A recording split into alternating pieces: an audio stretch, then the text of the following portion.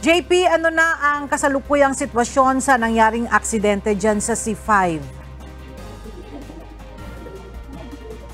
Ella, batay sa monitoring ng Metropolitan Manila Development Authority o MMDA, as of 11:31 ay nalinis na yung mga buhangin na natapon nga dito sa may area ng Eastwood sa C5. At naalis na rin dito yung truck at saka yung L300 kaninang umaga.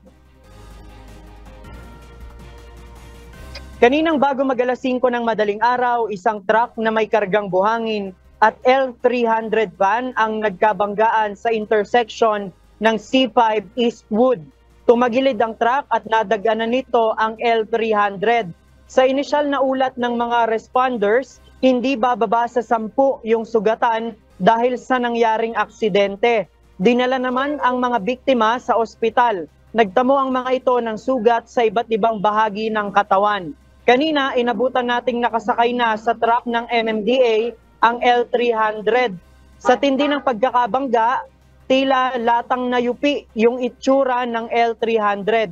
Habang yung truck naman ay naialis na sa kalsada at hinatak rin ng truck ng MMDA.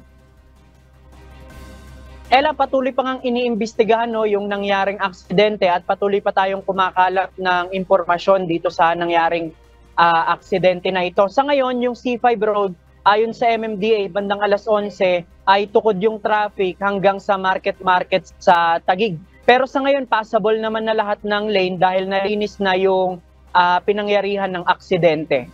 Yan muna ang ating latest live. Balik sa'yo, Ella. Maraming salamat, JP Nunez.